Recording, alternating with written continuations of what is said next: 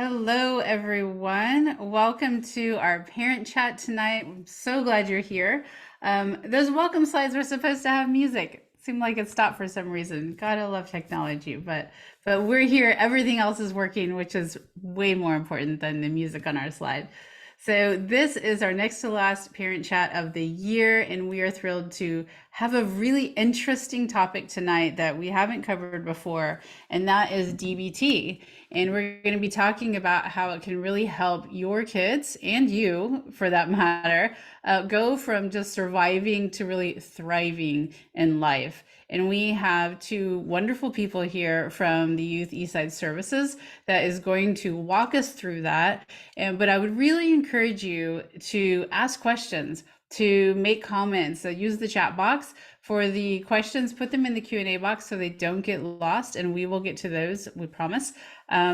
If they pop into your head, just put them in. It doesn't interrupt us at all for you to put those in the Q&A box, and they can be anonymous. Like, we'll see your names, but nobody else will, and we won't say your name out loud, so that you can ask some more personal questions without worrying about revealing things to the general population. So we'll make sure we safeguard that for you. So let's get started. We have Cailyn, Griffith, and Eileen Scholtz who are joining us from Youth Eastside Services. And go ahead and come on screen, and I'm gonna hand over the mic to you. And yeah, let's just start with introduce yourselves and tell us like how long you've been doing what you're doing, and just give us a little bit of background. All right. My name is Cailyn Griffith. I am a counselor working with Youth Eastside Services. I'm on their school-based team, and I've been on the school-based team for this is maybe my 6th year now. So I work entirely with Finn Hill Middle School, and I'm a co-occurring counselor. So I work school-based, I work with kids, I provide free services for them at their school, and there is someone like me in all of the comprehensive middle schools in this district. It's something that I think is really, really cool. And one of the fun things about my job is I get to do a whole bunch of different things, including presentations like these, to help educate folks about what options are out there, what kind of counseling services there are, things like that. Excellent. I did not realize, Cailyn, that there are counselors in all of the schools, counselors All like of the you. middle schools, and there's also someone who represents us in the high schools as well. We're not quite in the elementary schools just yet. Not Nice. all of us, anyway. Yeah, that's fantastic. And hi, I'm Eileen. I've been working with Youth Eastside Services for a little less than a year now. I have been a counselor for the last 5+ years, working predominantly with like co-occurring services. So I work in the agency-based team, which means that I'm predominantly in our Bellevue office, also our Kirkland office, which is where I'm at right now, and working with teens who are either struggling with kind of high-risk behaviors or substance use, and kind of any sort of mental health symptoms that are going on. I've worked with DBT for a little while as well. And so what I really like is that it's like such a foundational tool to be able to help people kind of cope with some skills that they need. And it's really like can lay a really nice foundation. And so I found it to be really effective and useful. And that in my time in Seattle. Mhm. Lovely. And I would love to ask for our attendees who are here, who knows what DBT is, who has either you've experienced it or you've read about it. Tell us a little bit so we know where to start, right? That we starting from the basics here, which is we're going to do anyway. We're going to talk about it, but it'd just be nice to know. All right. Okay. So go ahead. Let's talk about it. Let's get into DBT. Yeah, all right. Well, I will go ahead and share my slides. And something helpful about these slides is they do say right off the bat what DBT actually stands for, because DBT is way easier to remember than this mouthful of a word, which is dialectical behavior therapy. It is the topic of tonight, and it's a really, really close to home kind of treatment for me. It's actually one of my first treatments that I ever learned in the world of counseling. So I also, like Eileen, I think it's really, really cool. And we'll get a little bit more into what it actually means in a couple of minutes. But first, I just want to give a little quick disclaimer about Youth Eastside Services in general for those of you that maybe haven't heard of us. But we are a community mental health agency that serves primarily folks on the east side in King County. So thinking Bellevue, the east side, Redmond, Sammamish, Kirkland. And we provide individual services to children and youth ages birth to 22. We have different programs for different ages and their families in East King County.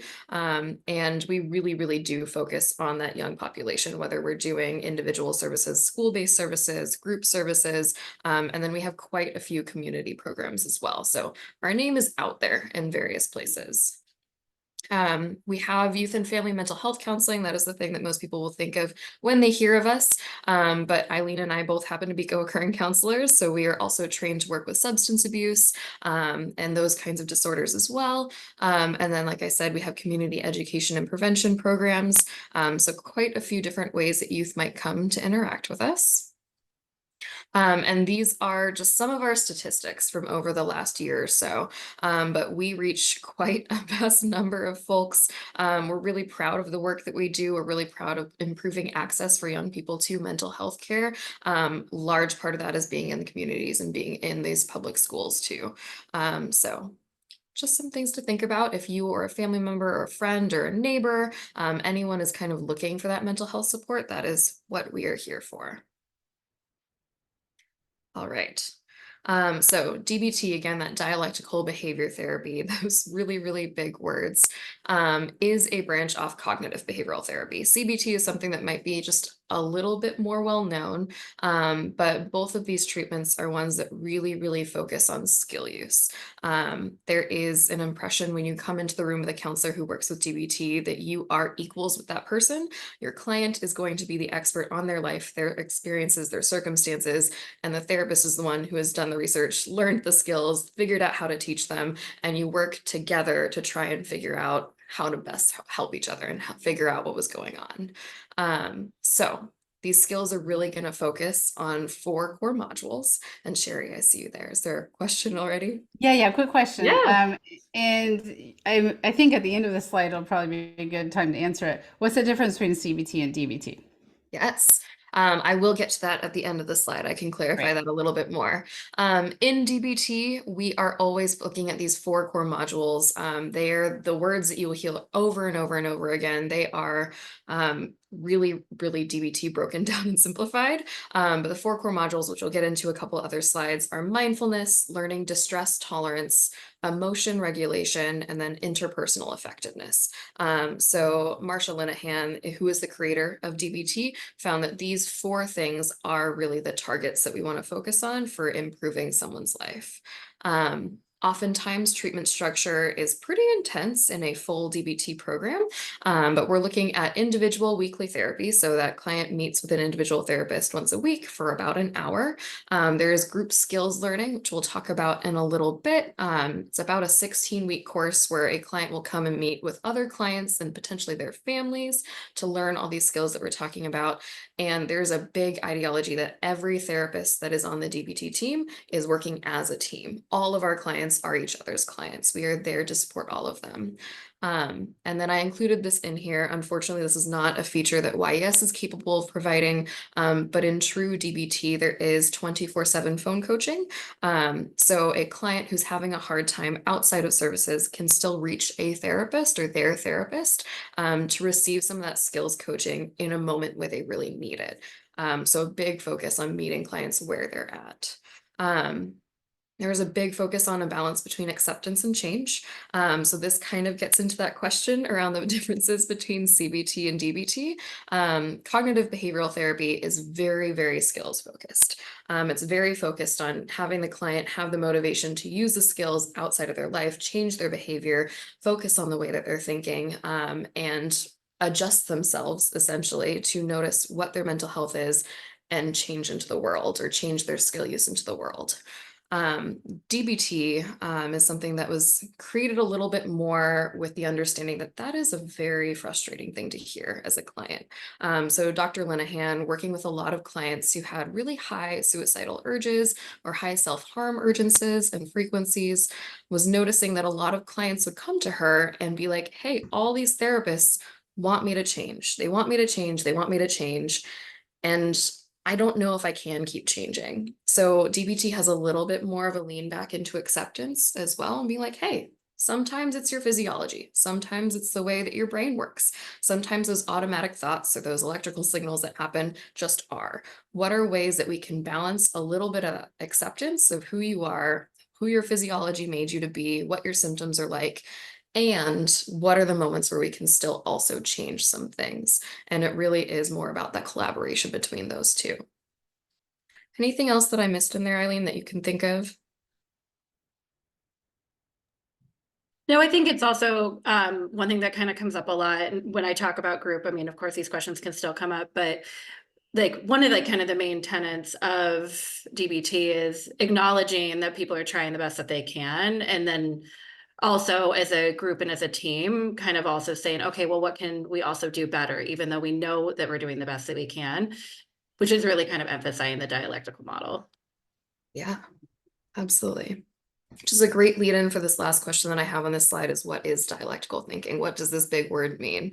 So dialectics refer to opposites. So what Eileen literally just said, clients are doing the best that they can. Any given human on this planet is doing the best they can, and they can do better. So holding two things that feel like they ought to be opposites and realizing they can both be true at the same time. A really, really big skill of acceptance. Big example, one that usually hits home for a lot of people is maybe if you wake up early in the morning. I know I myself usually get up around 6:15. I am not a morning person. I do not like getting up in the morning, and I really love what I do. So I love getting up to go to work. Like I love that opportunity. And I can hold both of those emotions at the same time, even though they feel quite opposite from each other. So those dialectics, both balancing acceptance and change and the ways that so many of our emotions and our thoughts and our feelings pull us in different directions, and realizing, hey, there is a spot in the middle where we can dance back and forth a little bit, but there is some flexibility inherent in those things. And Cailyn, someone was curious if this would be beneficial to those who are neurodiverse or autistic. It sounds like from what you're describing, I would say the answer is yes. I'm a big believer that DBT can be helpful for everyone, including those folks that do not have any mental health conditions. Mhm. I think the core of this is like it's a what's called a skills deficit model. So it simply is looking at an individual who has not had the life experiences or the specific instruction to learn the skills that we're talking about. And it's not necessarily a disease model. It's not looking at there's something wrong with you that you haven't learned these things. It's like you're a person. Let's talk about skills. So I think there are definitely ways to make this really accessible for folks who are neurodivergent. And all of these skills, I think are ones that can be taught in different ways, and can be implemented in different ways. We'll get up to a slide later. It's a diary card that shows a good number of the skills in DBT. And there's also a thing where it's like, not all the skills are going to work for you, but it's kind of like throwing spaghetti at a wall and seeing what sticks. So there are enough to go around depending on what works best for you. All right. So this whole thing, Sherry had come to us and asked about a web series that we had created. It's called the Building a Life Worth Living web series. And I'll show you guys that a little bit later when we get to the very end of our presentation, just so you know how to access it. So I created this presentation thinking less about trying to give you guys all of the skills that are in DBT because they're published somewhere else, and more around giving you guys the heart of why these components are put together. But at the bottoms of these slides, I do have a little icon that shows you where in that toolbox or Building a Life Worth Living web series things fit. And it was based on this metaphor of like how to build a house. So first we're starting with building a foundation, then establishing a shelter, then finishing your home, and then interacting with your community. So mindfulness comes first because it really is the foundation for everything that comes along with DBT. And mindfulness is one of the things that, at least I don't know if Eileen, you would agree with this, is the hardest thing to get clients on board with a lot of the time, because it is so simple and it's very difficult. It is one of those lovely things. Another dialectic there. But the point of mindfulness is really just awareness. So it's not meditation. It's not sitting there and clearing your brain completely. It is about the practice of trying to do that, of just noticing what things come along, what things enter your mind, noticing that those thoughts are not the same thing as the action urges that come from our thoughts. They're not the same thing as our feelings. They are just sticks and rocks and leaves that are in the river flowing past us. Um, One of my favorite ways to teach about mindfulness initially is an image that I hope is familiar to most of you, but would be Winnie the Pooh and Christopher Robin sitting on top of the bridge, watching leaves float by the river. Our mind is the river, and the leaves, whatever they look like, if they're spinning, what colors they are, those are the thoughts, those are the feelings, those are the urges that we have to interact with our world. They are not the same thing as us. And we ultimately have power over those things. We can pick and choose what things to respond to. So I heard a quote once that said that freedom is the space between when you have a cue in your environment and when you respond to it. So mindfulness is all about just building that space, stretching it out a little bit more so that a person can choose to respond to something that happens to them rather than just react to it. It is, again, it is the key for all skills, because if you are not able to recognize those action urges or those thoughts or those feelings as they're happening, then how are you going to use the skills?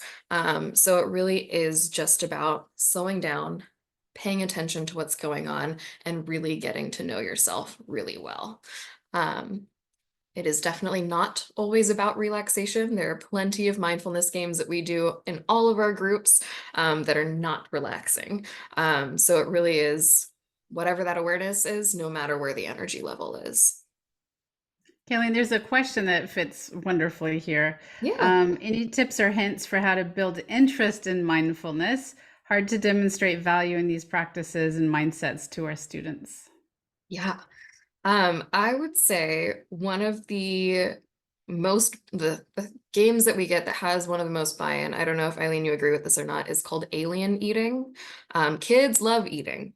They love if you give them a piece of candy. I personally like using high chews because I think they're a little bit interesting. But alien eating is all about getting in touch with your sensations. So you give someone a piece of candy, and before they're allowed to open it, you ask them to close their eyes and feel what the wrapper feels like. You ask them to see what it sounds like. Does it make noise if you shake it? You let them open it up. Again, do those sensations change at all? What do you notice? Can you smell it? Is it something that, like, hopefully you wash your hands first, but is it something that like squishes a little bit when you have your hands on it, or is it something that doesn't? What does it taste like when you put it in your mouth? Does flavor change? Can you still smell it?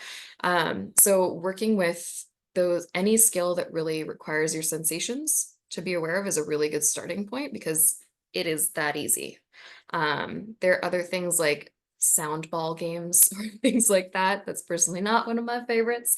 I don't like making weird sounds in front of large groups of other people. And that one's all about like, what does it feel like to participate and throw your all into something? So it requires you like taking an imaginary ball, making a sound and sending it to another kid. And that kid has to make that same sound, make another random sound and send it on.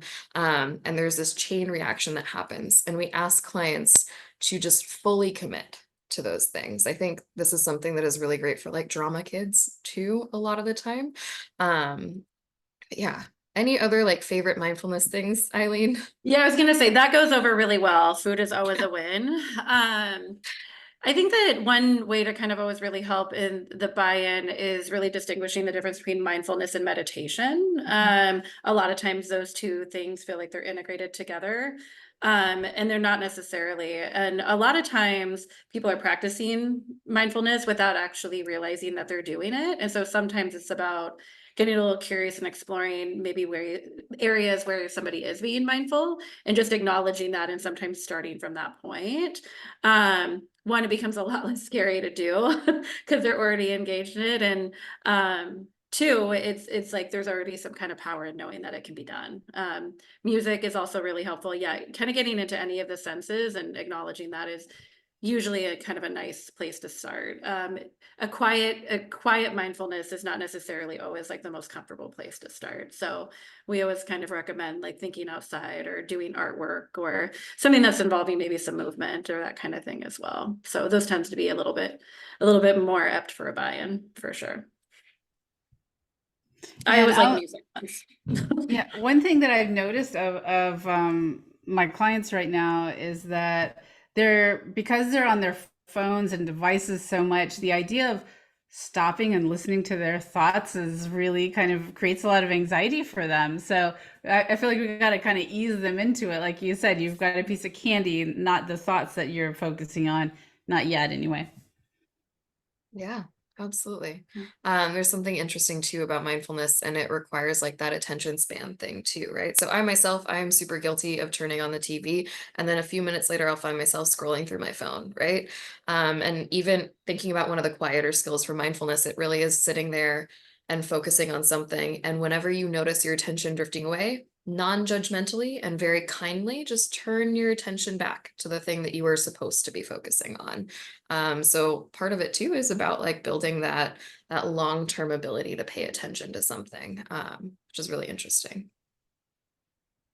Yeah.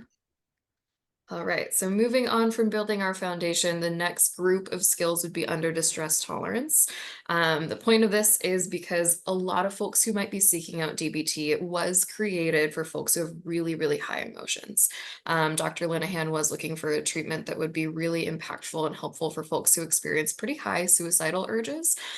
So she noticed that the population she was working with tended to have really, really strong emotions, ones that bowled them over and really felt like they took over everything.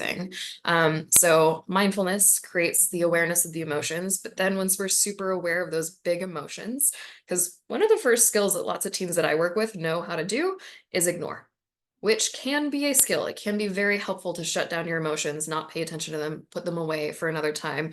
And sometimes that gets to a point where it's no longer helpful. So when we feel those emotions, the best way out is through a lot of the time. So what are the skills that we can use to weather the storm, to keep going through that really, really hard emotion and come out the other side without acting on those impulses that maybe are less healthy for us? So the important, really big things in here are crisis survival skills. How can we get through that emotion? Realizing that those big emotions can get in the way of us choosing something in a more rational sense.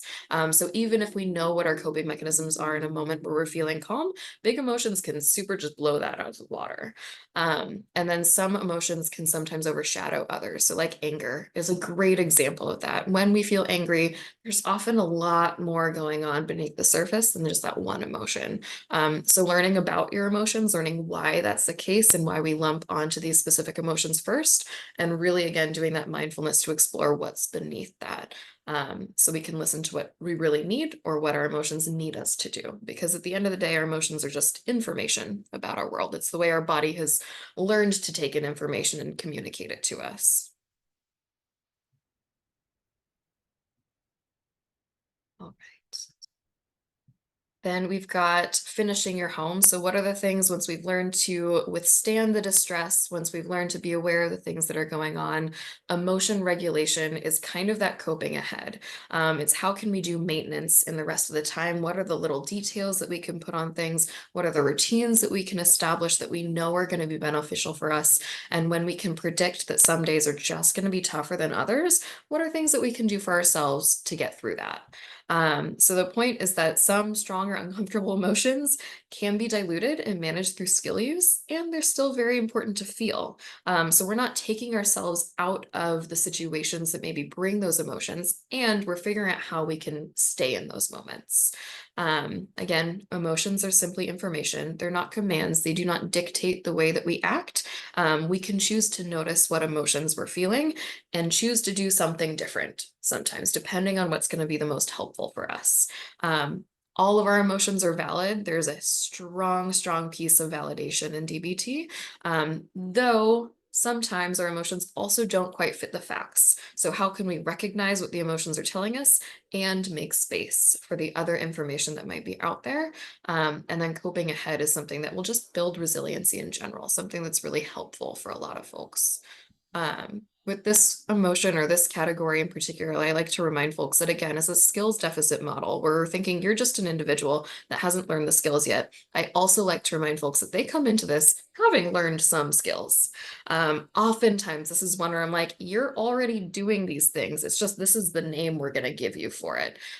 So reinforcing for folks, hey, your behavior is already skillful. You already have a clue and how to do these things. We just need to generalize it so you can use it in other times or other important areas, so that they can feel a little bit more confident and realize, hey, my behavior is skillful. I am doing something right with these.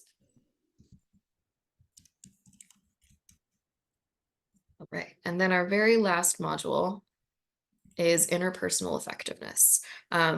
Humans are social creatures. We need to interact with other people to be our best selves, right? Like that is a human need that we have. And there are more effective and less effective ways to interact with other people. So we've got our perspective taking skills, we've got our maintaining self-respect. A lot of my clients tend to be over apologizers. So when is that actually helpful for you versus when do we maybe need to work on like thanking people for their patience instead? Or maybe there are times where you're apologizing where you're not the one who's supposed to be apologizing. There are skills in here for like asking for the things that you want in a way that is more likely to get you what you want. So maybe you shouldn't approach mom in a moment where she's had a really tough day at work and she's just got to get all the chores done. But maybe in a moment where she's just kind of hanging out, she's on her phone, she's having a good time. What are the ways that we can notice how other people in our environment are doing and interact with them most effectively to build our relationships so they're still healthy? Maybe cut off those relationships that aren't healthy for us and we know kind of lead to worse things, and get the things that we need in those interactions with other people. All right. So with all of those modules in mind, this is a sneak preview at a whole host of diary cards. There is an idea in dialectical behavior therapy that if you can get a client to fill out a diary card every single day, which is simply going through this list and checking off every day all the skills that they used, that will unlock all the rest of treatment. And I kind of believe it. I'm not going to lie. Because again, these skills aren't that hard. Once you know what all these words mean, they're like, okay, I can see the ways that I've actually interacted with these and used these in my daily life. And it builds the awareness of using those skills, which builds that confidence. And if they're using the skills, then they can remember to use the skills. They're acknowledging the times that they have implemented those skills, which then our brain takes as really positive information. And then when we have opportunities to use our skills in the future, it's a little bit easier to grab. It's a little bit more of a shortcut that's built. So this is a sneak preview. We don't have time to go into all of these, but the Building a Life Worth Living webinar does hit on quite a few of these. But this is just an idea to build of, again, kind of throwing that spaghetti at a wall. Not all of these are going to work for every single person out there. They're not going to be everyone's favorites. And there are going to be some in here in each of these modules that are really great, that a lot of people will find are really helpful for them. Yeah, there's a bonus here that whenever you check something off a list, it gives you a dopamine hit. So I'm looking at this list and like every day they would have an opportunity to just get that dopamine hit as they're learning and becoming aware. This is a mindfulness skill just right here, looking Yeah, through the list, right? 100% is, yeah. And anyone who likes to-do lists, or if you are the kind of person that makes a to-do list and the first thing on there is to make a to-do list so you can check it right off, these are things that work for you. Love it. Also want to And we- emphasize that this skills card is really good with stickers as well. Yes. So if we want like an additional dopamine hit, then stickers really are a really big motivator for Love checking it. things off this list. Yeah, and you're Stickers are never a too fun old for currency. stickers, right? You're never We too work old on for all stickers. ages. Yes, I can guarantee that. Yeah. Yes. I was at a conference one time and they gave us stickers for something and I felt so giddy. I'm like, this is ridiculous. Yeah. Absolutely. Okay. We have a question here. What age Yes. group do you find engagement at this level with a skills card is effective? Our fifth grader really resists activities like this. Pointless and boring is what the fifth grader would say. Yeah, Absolutely. So like I said, this is an example of a diary card. This is actually, it's not a worksheet or an Excel, like a PDF or anything like that. This is an Excel document that we have in our system because you can customize it. So you can take things off, you can add emojis, you can add the skills that are the most interesting to that person. If you Google a DBT diary card, there are so many different kinds. There are people on Etsy who create cute ones that they've made in Canva, and they have way better skills than I do with design. But part of doing DBT with a client is getting them to use the diary card, right? That's a huge goal of treatment because it's something that unlocks a lot of skill use. And in that sense, it matters if it's likely for the client to use it. So we don't want it to be boring. It doesn't have to look like this. But picking out the skills that they've decided they really like, let's track 2 or 3 to start with. Let's build that habit slowly. What are the mindfulness skills that really work for you? What's another name for the skill that works for you? We can make it really short, so if it's on a sticky note, we can start with just tracking emotions. So it really can develop as we build the skills, and it can be 100% customized to whatever works for that person. A couple of people are asking if this list is going to be shared. Is this part of what they can access? You're going to show us in a bit how to access things. Is it part of that? This is not specifically on what I'm going to show you that's on the website. There's not a diary card that was part of the DBT skills webinar. But again, something like this, very easily Googleable. This is the one that I happen to have saved in my drive because it's just from my agency. But there are ones that are out there from like the DBT website and things like that that are free and accessible. So they Googled DBT diary card. Yeah, Okay, should be able to. That's what I've done for clients. Okay, thank you. Yeah, of course. All right, so this is where I will just share a little tiny bit more about the Building a Life Worth Living webinar series. And then at the end of my slides, I was gonna go ahead and unshare the slides and show y'all like how to navigate to that webpage so you can find it pretty easily. But it was based on a DBT Steps A curriculum, which is a textbook that was created for DBT. It is a group curriculum that was created for teachers and school counselors to be able to implement in schools. So it is made to be used with students and is created by James Mazza and Elizabeth Dexter Mazza. They also did quite a few of their own webinars that are posted on YouTube, I believe, throughout COVID, where they were teaching DBT skills to their children. So these two are like big names in the DBT world. They definitely know what they're talking about.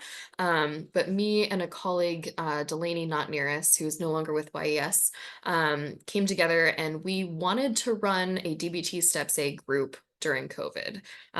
We were having a lot of trouble recruiting folks. So instead we decided, let's just do a webinar instead. So we distilled down, I believe the DBT Steps A curriculum is something like 30 groups.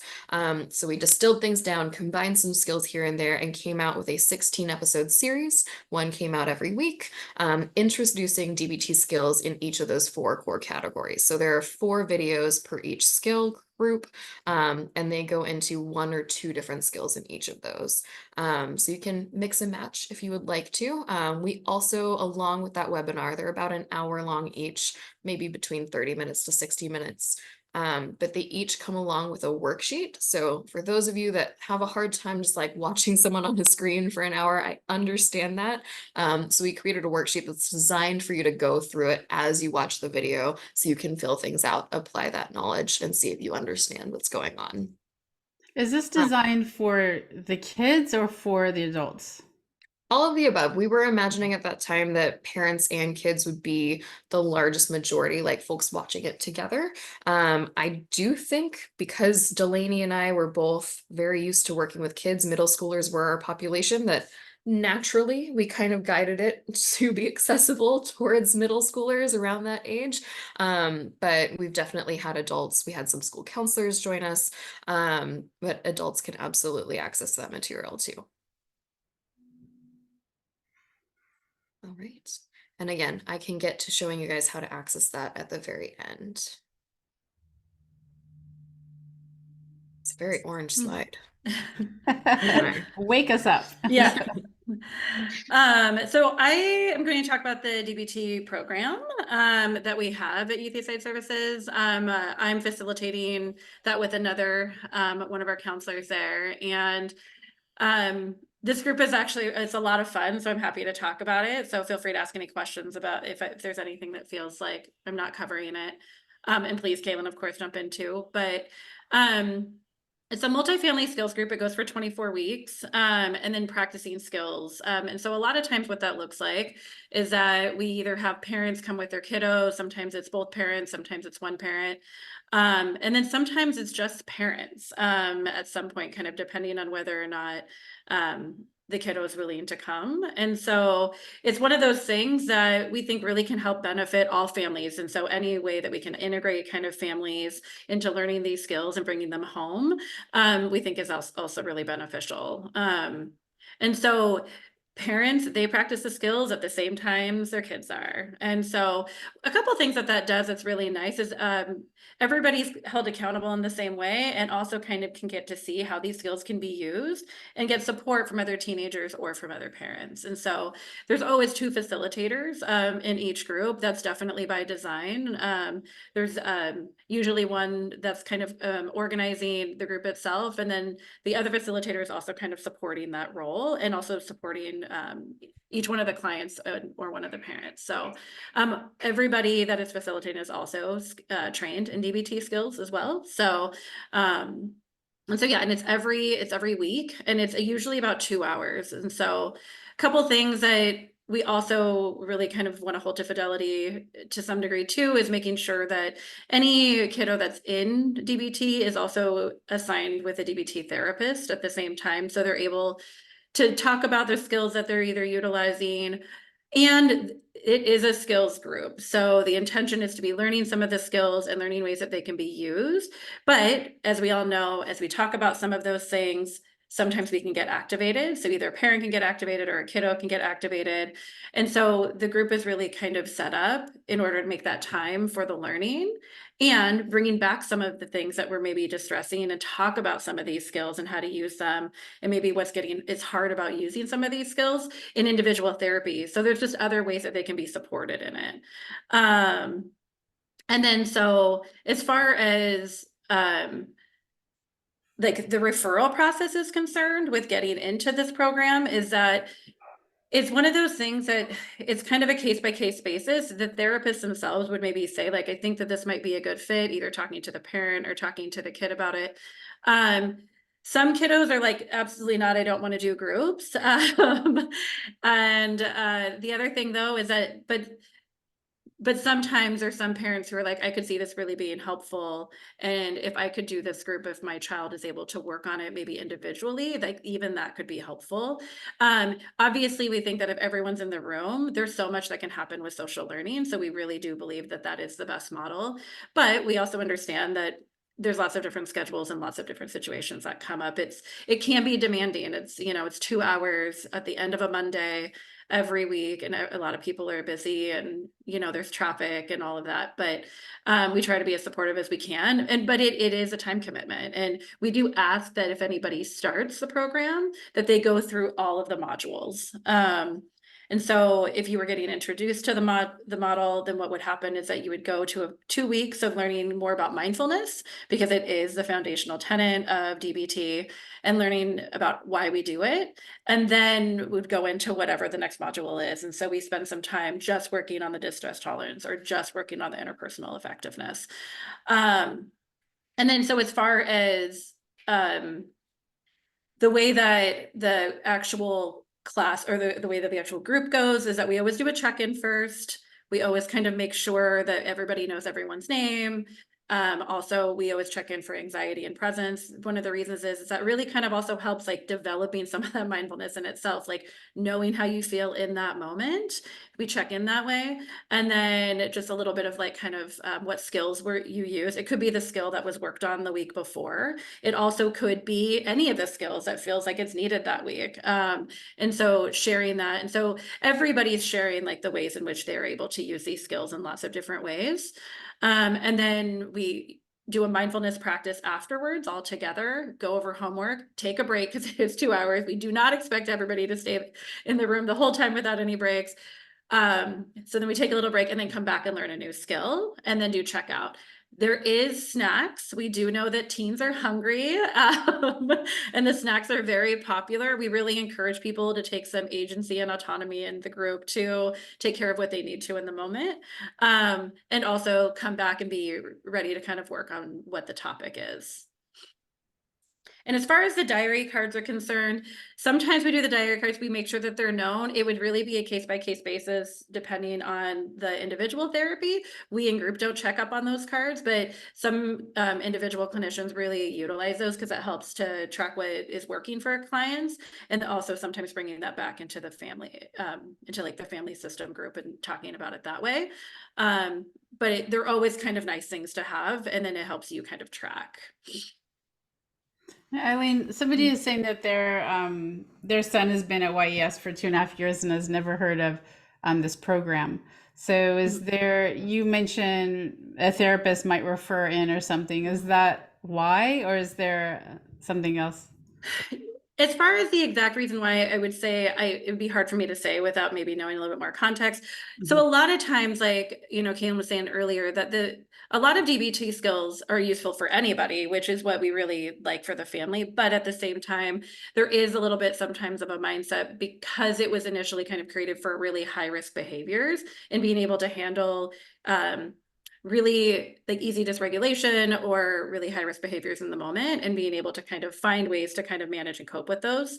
And so sometimes it's a level of risk. Also, sometimes it is maybe that the individual therapist doesn't know that maybe some of these things are happening. I mean, sometimes we're not really aware of what maybe is going on at home, what behaviors are showing up. And so it is something that definitely we've had a lot more kind of a lot more referrals and acceptance rates into the program in I would say probably the last 6 months or so, was just really trying to educate people at intake and like letting them know that it's available, especially if some of these distress tolerances would be really helpful. Also, if a child was saying, I'm not interested, then it's one of those things that it usually is kind of up to the clinician to say, like, well, it depends on the relationship that they have with the parent as to whether or not they could recommend it. For example, I work with 13 and up. And so if my services are confidential, I can't actually even contact the parents. And so it really kind of is a case-by-case basis, but we are finding that more people are wanting some of these skills and really wanting to engage in it. And so we're seeing a little bit more popularity with this group for sure. And then if the teen is not interested, can the parents join on their own? So that is one of those situations that it would depend. So we would talk with Liz, is the one that is she's not here this week, but she's the one that would organize that. And I would say we have had some parents do that.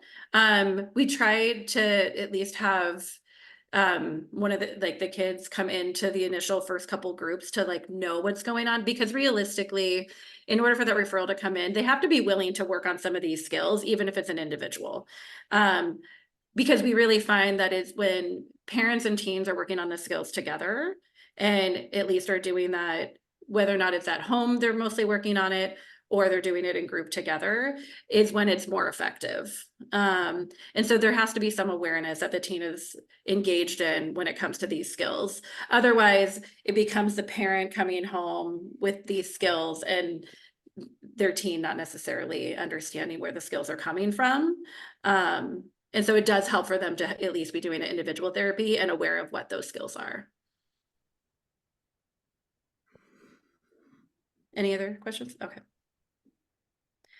So that's a great question. I'm sorry, I just looked at the questions. Is there a group specifically for kids on the spectrum?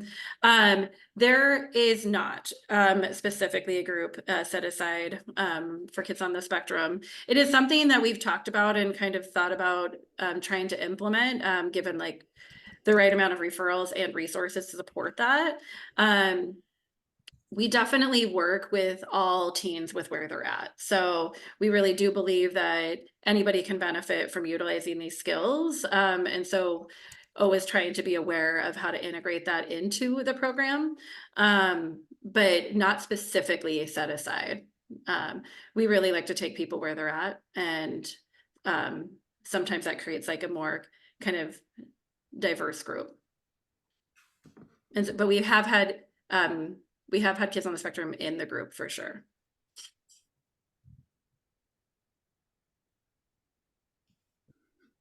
Okay. All right. Any other questions on group that folks are seeing? I think that's it for now. All right, cool.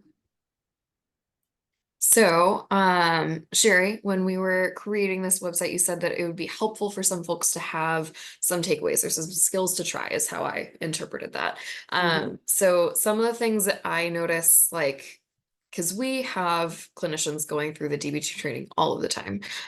So some of the things that I notice, like, you can kind of clue into who has been doing it recently based on the way they change their language and things like that. The biggest one for me is changing away from but language. And the way to get teens hooked on this is to call it the but eraser. They love that. Funny jokes and all that. But if you've ever noticed that, like, when you use the term but in a sentence, it tends to erase everything that came before it. And we really want to move into that dialectical thinking. So if you notice, whenever you use the term but, you can usually replace it with either both or and in a sentence, and it will still make sense. It might be a little bit of a challenge sometimes in group. You definitely get kids who are like, I'm going to come up with a phrase that it won't make sense. But very, very often you can hold both of those opposites together. And it helps with increasing that, like, kind of that peace with those opposites together and a little bit less of that conflict that comes along with that. Radical acceptance, I put on there because it's one of my favorite skills. Again, one of those ones that's super, super, super simple and very, very difficult. It's all about acceptance is not the same thing as approval. You don't have to like that something is going on, but until we can learn to accept the circumstances that we have, we cannot do anything with them. So radical acceptance is kind of using that mindfulness and a little bit of that emotion regulation, sitting there and being like, okay, I accept that this is what's going on. You can still have your feelings about it. You can still have your thoughts about it and everything like that. And based on what you were going to use, again, thinking about Winnie the Pooh, Christopher Robin on top of that bridge, acceptance is what we're going to work on. We're going to work on being like, okay, these are the tools that I have to work with. These are the supplies that I have. And here's how we're going to keep going. That's the only way to keep going in a lot of cases. I can't stress using mindfulness enough. It is the foundation. It is the thing that you need to make all of the rest of these things fall into place. And self-validation. Telling yourself that it is okay to feel the way you feel, telling other people it's okay, or you see why they would feel the way they feel. Again, it's not necessarily the same thing as saying you would feel the same way if you were in their shoes. It's not the same thing as saying that you approve of it, but all feelings are valid. And if you can start the process of validating yourself, not second guessing your own emotions, letting yourself have your emotions and just letting yourself sit with them, those are all really, really big things to start doing for yourselves that are definitely very DBT themed. Other perspectives that I think are really important are, this is again a skills deficit model. You have the capacity to build these skills. And if you don't know them already, you either just have not learned them by this name, or they just simply haven't been introduced to you yet. And it's something to grow, something to learn with. And these skills are appropriate for everyone. Some of that radical acceptance comes in when we're thinking in particular about interpersonal effectiveness.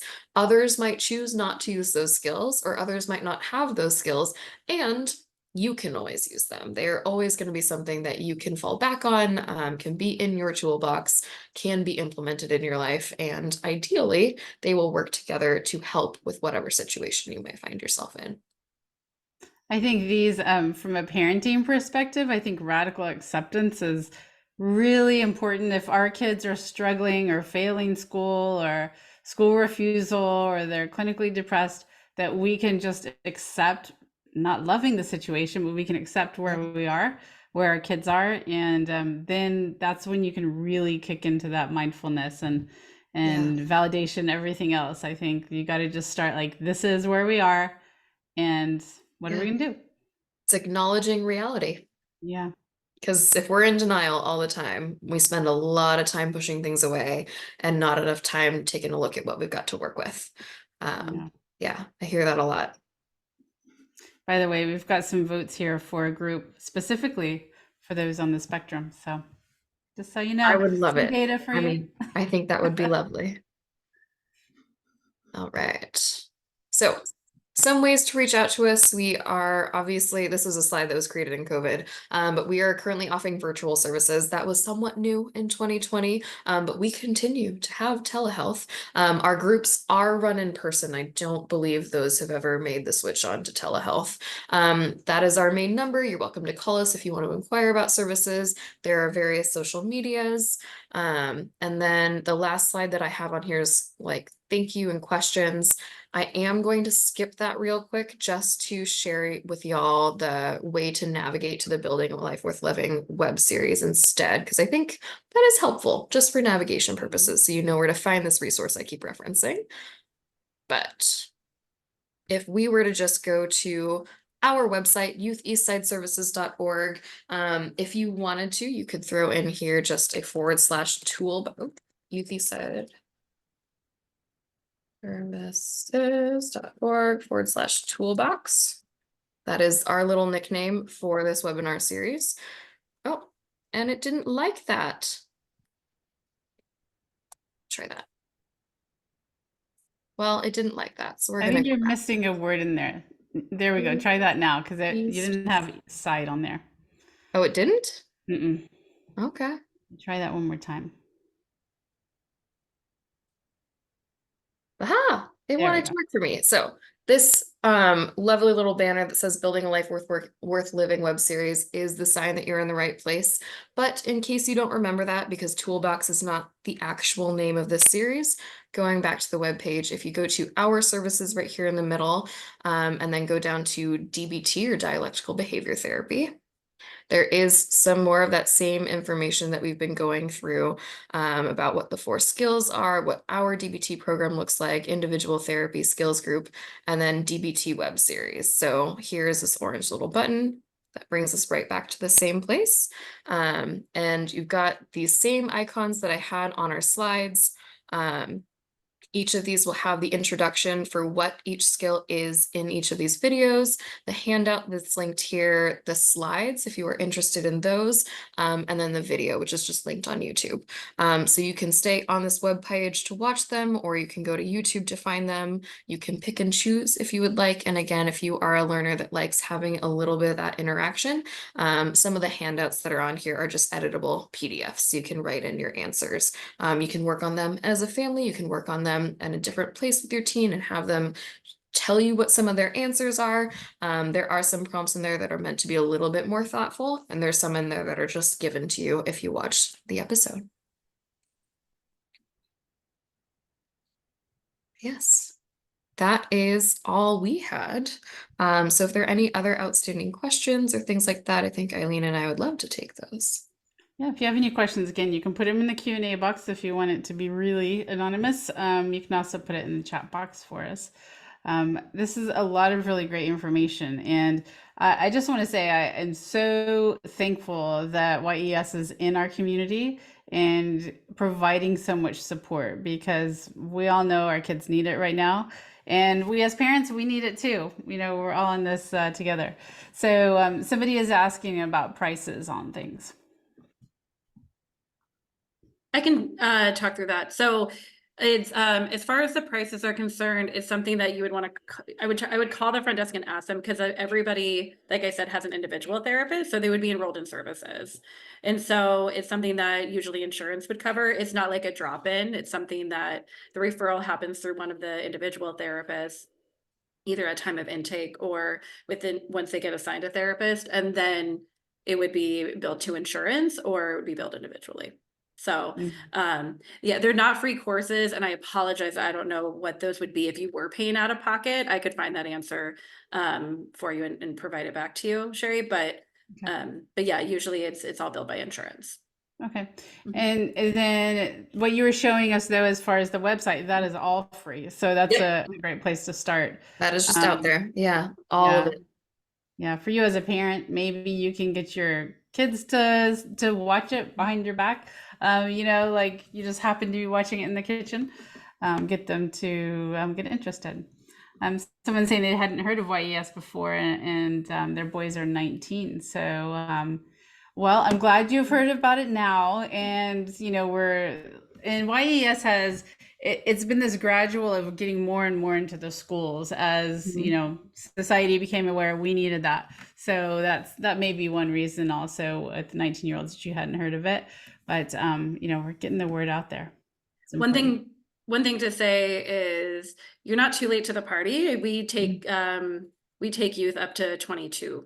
And so, like I said, I work with teenagers, and I've worked with clients that were up to the age of 21, 22. So if they're wanting to enroll in services, we're still a resource. Excellent. And what about a DBT group for that age group? That would be okay, yeah. Excellent. Oh, well, that's good to know. So you're not too late. I like it.